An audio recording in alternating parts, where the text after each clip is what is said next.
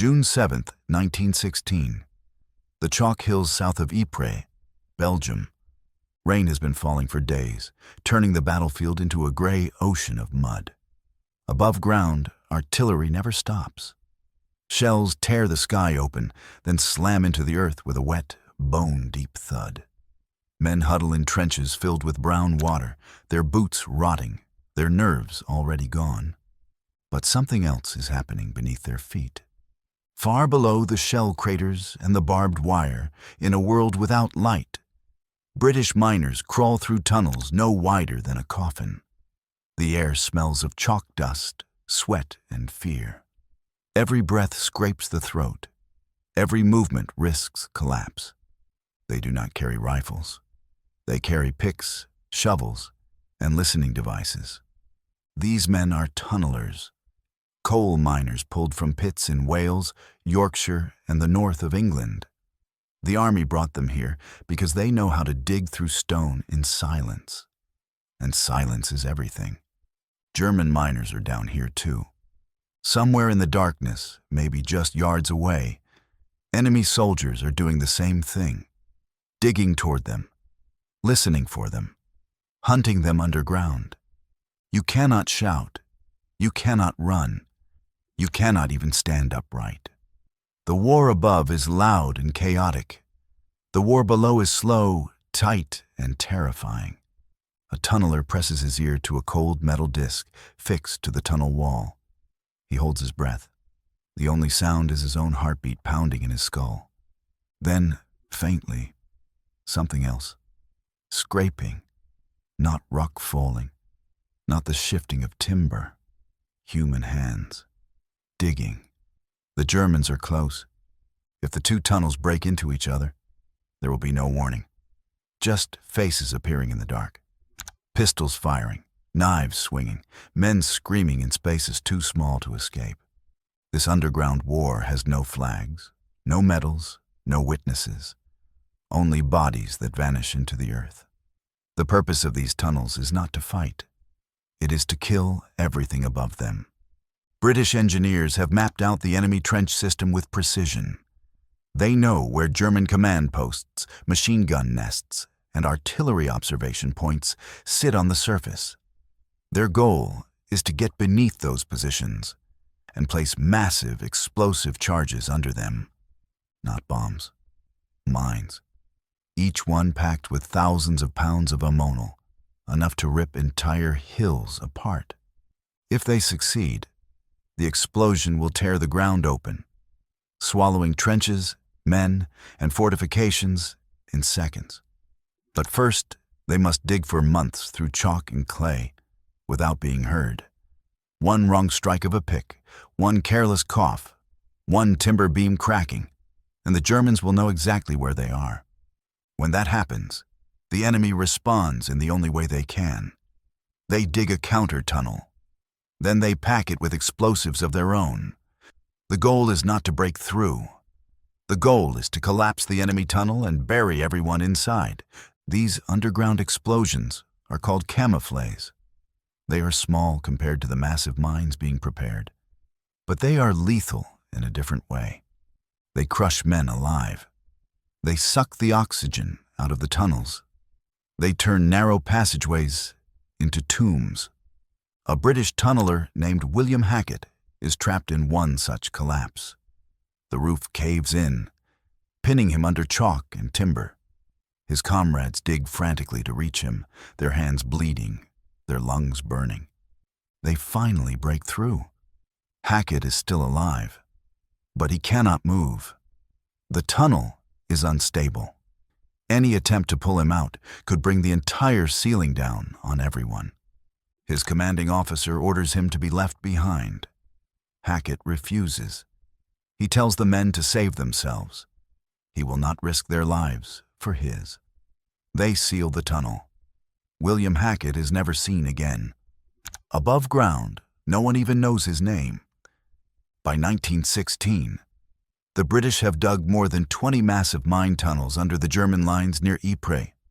Each one is loaded with explosives and wired for detonation. The Germans know something is coming. They can hear the digging. They can feel the vibrations through the earth, but they do not know where the mines are or how many. The surface battle rages on. Men die in thousands for a few yards of mud. All of it is just a distraction. The real killing is waiting underground. On the night of June 6th, British engineers finish wiring the final charges. They pull the detonator cables back to their firing stations. Above, the troops wait in their trenches, rifles loaded, hearts racing, unaware that the ground beneath them has been hollowed out like a skull. At 3:10 in the morning, the order is given. Fingers tighten around switches. Deep underground, miles of tunnel filled with explosives sit in perfect silence. The hills of Belgium are about to vanish. At 3:10 a.m. on June 7, 1916, the switches are thrown. For a split second, nothing happens. Then the ground itself begins to rise. 21 British mines detonate almost simultaneously beneath the German front line at Messines Ridge. The explosions do not sound like thunder. They sound like the sky tearing apart. A shockwave punches through the air, flattening men, shattering windows in towns miles away, and sending a column of fire and dirt thousands of feet into the darkness. Entire hills lift off the earth. Trenches vanish. Men, steel and concrete are hurled upward, then fall back down as burning rain. German soldiers who had been asleep in their dugouts are simply erased. One moment they are alive. The next, they are gone, replaced by craters the size of cathedrals. Nearly 10,000 of them die in less than 10 seconds, many without ever seeing an enemy. British troops watching from their trenches are thrown off their feet by the blast. Some scream, some go silent, others stare in disbelief as the ridgeline ahead of them ceases to exist. Where the Germans had once held the high ground, there is now a torn, smoking wasteland.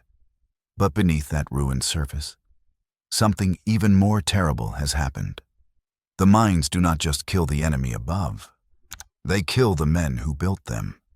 Several British tunnelers are still underground when the charges go off. Their tunnels collapse instantly.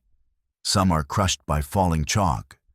Others are burned alive by the flash of the explosion racing down the shafts. They never had a chance to escape. Their bodies remain buried under Belgium to this day. As the smoke clears, British infantry pour out of their trenches and advance across the shattered ground. They step over pieces of uniforms, shattered weapons, and fragments of bodies that cannot be identified as human anymore. Crater edges are still glowing from the heat. Some of the holes are so deep that you cannot see the bottom. In places, the explosions have broken open old German tunnels, exposing underground rooms filled with crushed men, lanterns still flickering beside them. The hidden war has come violently into the light. The Battle of Messines is a rare success on the Western Front. The German line collapses. The ridge is captured. British commanders call it one of the most perfectly executed operations of the war. But the cost is hidden underground. For every man who advanced across the surface, another had already died beneath it, months earlier, alone in the dark. And Messines is only one battlefield. Across the Western Front, from the Somme to Arras, hundreds of miles of tunnels crisscross beneath the trenches. British, French, and German miners fight a silent war that never appears in photographs. Sometimes, tunneling units hear the enemy so close they can hear coughing. In those moments, both sides sit frozen, afraid that any movement will give them away. Other times, they launch underground raids. Small teams break through into enemy tunnels, firing pistols in pitch blackness, killing by sound and touch. There is no honor here, only survival. A German tunneler writes in his diary that the worst part is not the explosions. It is the waiting. Sitting in the dark, knowing that somewhere nearby, another man is listening for you, deciding whether to bury you alive. When a camouflet goes off nearby, The air pressure can knock men unconscious. If they wake up, they often do so in complete darkness, trapped under debris, slowly suffocating as their oxygen runs out. Rescue is rare. The war above grinds on. New offensives are launched. New names are written into history. The underground war continues, invisible and forgotten, even as it claims thousands more lives. By the end of World War I, more than 500 major mine explosions have been set off beneath the front lines. Some are so powerful that they permanently reshape the landscape. Even today, farmers in Belgium and France still plow around giant craters left behind by that hidden war. And far below those fields, the bodies of tunnelers still lie where they fell. Men who fought and died in complete darkness. Men whose war never made the headlines. The explosions at Messines echo across Europe, but the tunnelers do not celebrate. They are already being ordered back underground. New lines are being drawn. New mines are being planned. The surface war demands more craters, more ruptured earth, more men erased in seconds. And that means more tunnels must be dug. The work begins again in silence. Fresh miners arrive from Britain and France, still smelling of coal pits and home. Within hours, they are crawling through passageways barely wide enough to turn around in. Timber beams creak above them. Water drips down the walls. The candle flames flicker with every shift of air. They learn quickly that down here, fear has a sound. It is the faint tap of metal on stone. It is the soft thud of soil being moved by unseen hands. It is the moment when all noise stops, because the enemy has gone quiet to listen. Sometimes the Germans strike first. A camouflage detonates without warning.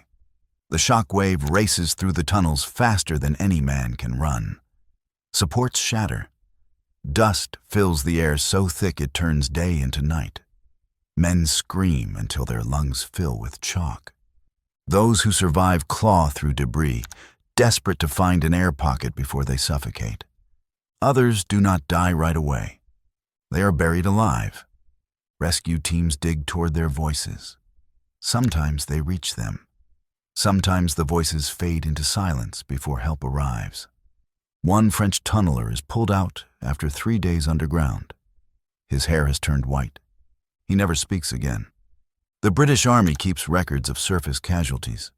Names, regiments, places of death. The tunnelers often vanish without a trace. A collapse happens. A tunnel is sealed. The front line moves. The war goes on.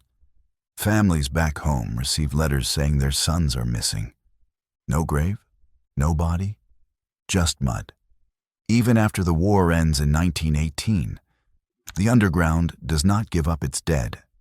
Unexploded mines remain buried beneath fields and villages. Some are still alive, packed with tens of thousands of pounds of explosives, waiting. In 1955, nearly 40 years after Messines, a thunderous blast erupts in Belgium when one of those forgotten mines finally detonates. It leaves a crater bigger than a football field. The war, it seems, never truly ended down there. Today, tourists walk the ridges where the mines once exploded. Grass covers the scars. Sheep graze over places where entire battalions were erased in a heartbeat. Very few people realize that beneath their feet lie tunnels still intact. Some still hold skeletons. Some still hold explosives. And all of them hold a story that was never properly told. The war beneath the trenches was not fought with banners or glory. It was fought by men on their knees, in the dark, breathing dust, listening for death. When the mines went off, the world above shook. When the tunnelers died, almost no one noticed. Their victory was measured in craters. Their sacrifice was buried forever.